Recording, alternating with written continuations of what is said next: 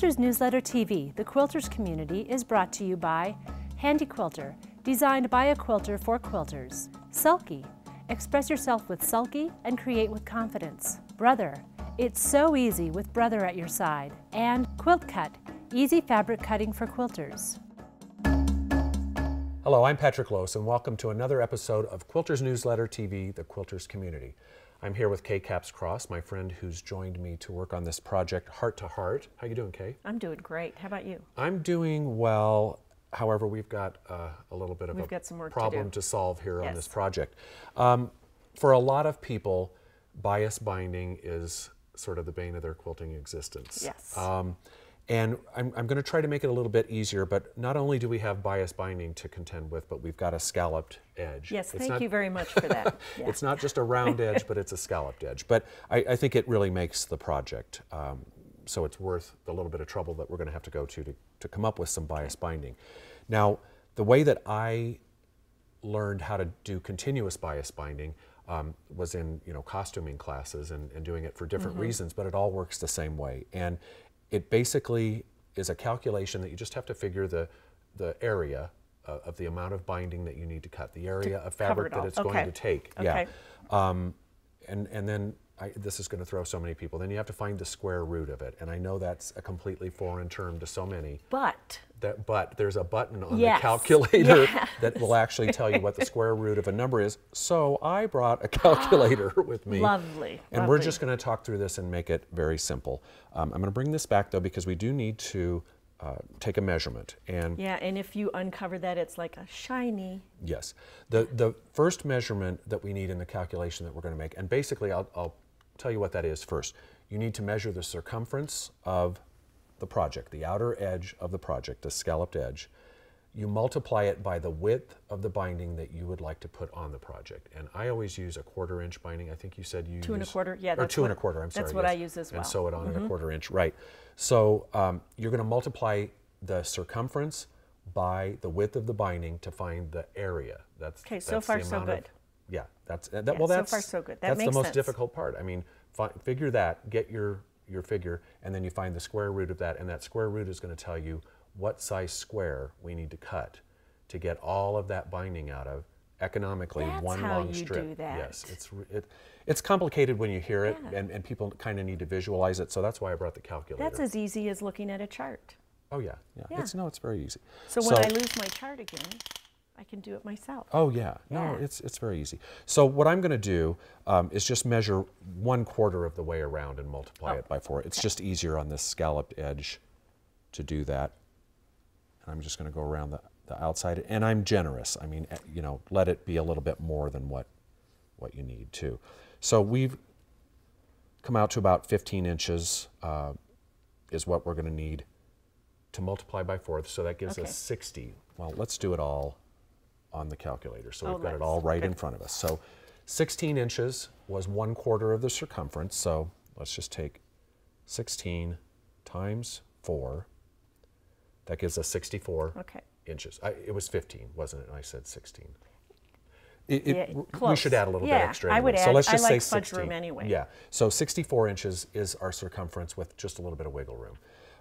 But I always add quite a bit to the beginning and the end of the binding when you're sewing it on for overlap and things like that. So, and you need it when you're cutting on the bias. Right, and stitching it back together on the bias. Yes, often I'll cut it the wrong angle and then I need some more to cut the other angle. Right, so 64 inches then, I'm going to add 9 inches, say on either end. So let's say we'll add 18 inches to beginning and end, or 9 inches to beginning and 9 inches to end for 18. So 64 plus 18, we've got 82. That's the number that we need to multiply by 2.25 or 2 1/4 for the width of our binding. Okay, so we've got the length, now our width to get our area. That makes sense. Right, okay. So 82 times 2.25 is 184.5 inches. But we need to find the square root of that number. And if we can get real close, there's that square root button right there. We've got our total of 184.5 inches. All I do is hit the square root button. Comes to 13.58, blah, blah, blah. You always round up. So we're going to round up to 14 inches, and we're going to cut a 14-inch square of our binding fabric, and I promise you can get every bit of binding out of that little square of fabric for this project. That was really easy. It's very easy, especially when you have the visual and you know, what the calculations are. So the first thing that we need to do then is cut a 14-inch square, which we already have. We've got it. And I'm going to stand here and... That fabric is so beautiful, Patrick. Thank you. This is from my fresco collection. Okay, and the first thing that we do then with the square of fabric is cut from the upper left corner to the lower right corner using a transparent ruler, rotary cutter. So we're just going to cut it in half, point to point, corner to corner. And this is the part that was always so hard for me to remember, as I was learning to do this and not doing it as often as I do. I can do it in my sleep now, literally. You just need the visual. So if you look at it the same way every time, always move the fabric the same way. Once that is cut on the diagonal, simply flip right sides together, the two raw edges, like so. And then what I want to show you here is you need to have this overlap by just about 1/4 of an inch. That seam allowance, right? Right, because we're going to sew at a 1/4 inch seam allowance, which would be about right there. Okay. So on either end, there's the top overlaps about the same too. So would you mind doing that seam for me? Okay. So we have those little tails sticking out, right. And then we're just going to zip a 1/4 inch seam in there.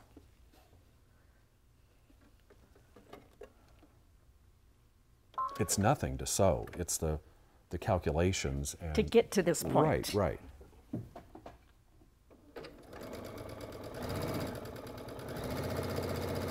That was speedy. Yeah, I like to speed. Me too. Got better things to do than make bias right. binding. Move on to the next project. Exactly. Okay, and then we're just going to press the seam of that seam allowance open. Okay, if you would. I can do that. Okay, thank you. And it looks a little goofy here with that tail, but it gets cut off straight, doesn't it? Right. Yeah. Right.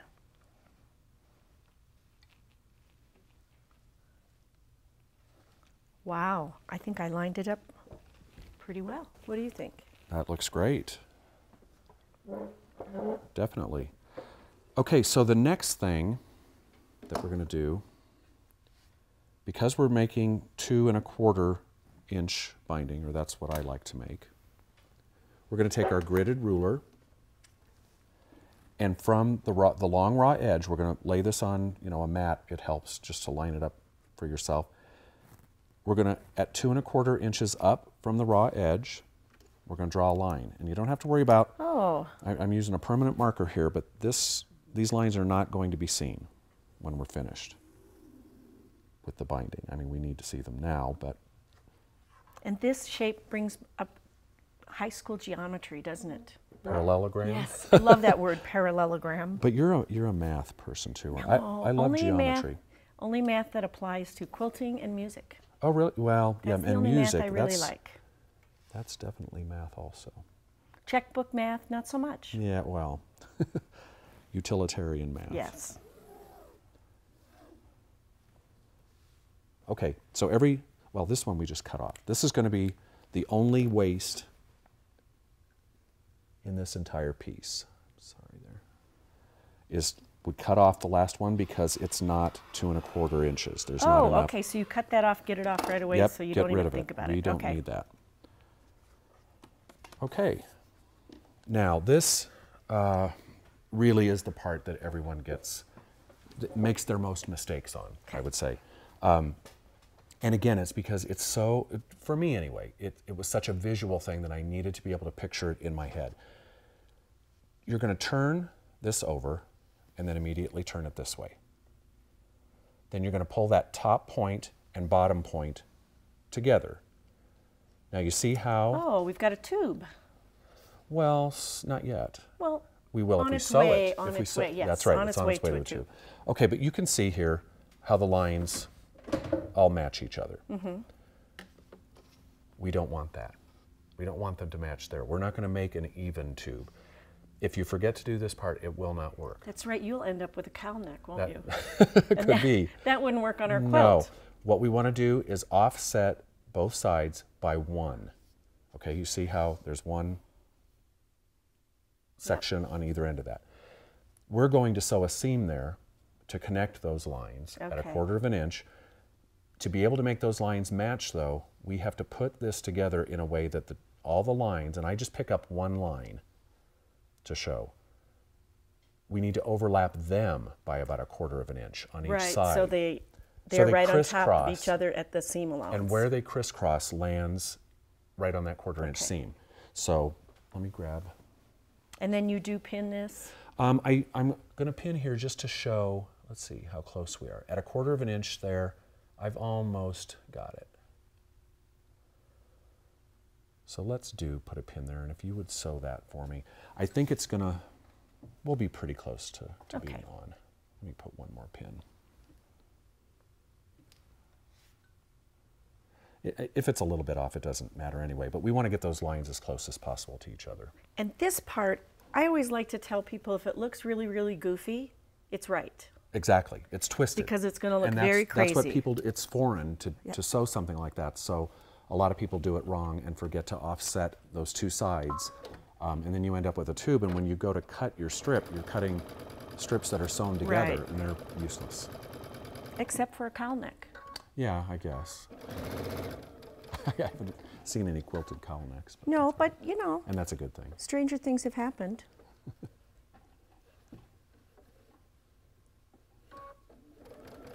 And I'm going to just go all the way down to this end of this straight edge, right? Right. Okay. And again, it's going to overlap a little bit. Yeah. There we go. And you might want to do a little back stitch there. Okay. Or no, you can knot it off. You just cut and it'll knot off on that machine. Okay, let's see how close we got there.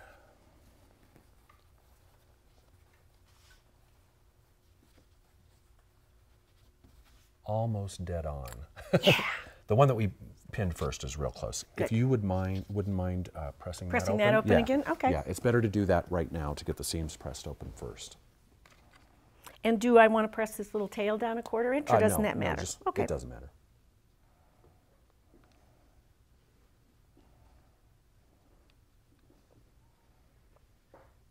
There's one thing that I like to do when I start a project. It kind of helps me when I get to the end of it. I often will make my bias binding first before I do anything else. Oh yeah, you could. And then definitely. It's ready. In this case though, you'd have to measure the finished project first. Okay, now all that's left to do is to grab our scissors, and I am going to take my glasses off for this. And we're just going to cut on, right on that line. Oh, so you're just going to keep scissor cutting all the way around? Yeah. I would not recommend trying to do this with a rotary cutter. You've got, it's kind of wonky, you know, the shape of it. The tube's going in kind of a strange direction. Especially if you're using a smaller amount like this, not a huge square that you're starting with. Right. And you know, the other thing about this kind of binding that I do want to say is that when you make a small piece like this, your binding around the outside edge is going to have more seams in it than, you know, what you would want on a quilt. But I promise you, I don't notice it. Once the piece is finished, I really don't see all those seams. And it's worth the ease of having it in one continuous piece, isn't it? Right. Okay, and through the magic of editing, we've got this all cut out. And this is what you end up with. One long, continuous piece of bias binding, and I promise it's enough to put around that scalloped edge. And that's with some to spare. Much easier than trying to just sew together you can, you know, if you're going to make larger pieces and you want to not have as many seams in it, you can definitely cut across the width of your fabric, you know, if you want to do that. But to be able to take a 14-inch square and get all of that binding out of it, that's really economical. And you can use a scrap from your stash sometimes for your binding. So that's great. Now, the only other thing that we have left to do, here's our project that needs to be bound. We've got to turn this into folded bias binding, and then we're going to show you how to bind a scalloped edge then in the Great. next episode, Good. if you'll join me for that. Oh, I'd love to. Well, thanks a lot for being with us on Quilters Newsletter TV, the Quilters community. Join us next time and we'll get this heart-to-heart tabletopper bound.